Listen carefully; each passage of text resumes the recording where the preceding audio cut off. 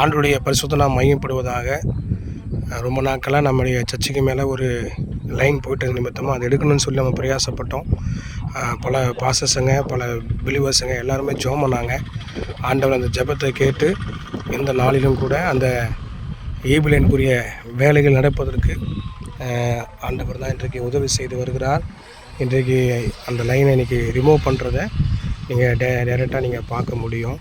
ஆண்டவர் செய்த பெரிய தயவான அன்புக்காக, அவருடைய இரக்கங்களுக்காக ஆண்டவருக்கு நாம் நன்றி செலுத்த வேண்டும். தொடர்ந்து இந்த ஆலயம் கட்டுமான பணிகள் தொடர்ந்து சீக்கிரமாய் முடிவதற்கு தொடர்ந்து ஜெபம் பண்ணுங்கள். ஆண்டவர் பல வழிகளை ஆண்டவர் திறந்து கொடுத்து ஆச்சரியமான காரியங்களை ஆண்டவர் செய்து முடிக்க வேண்டும்.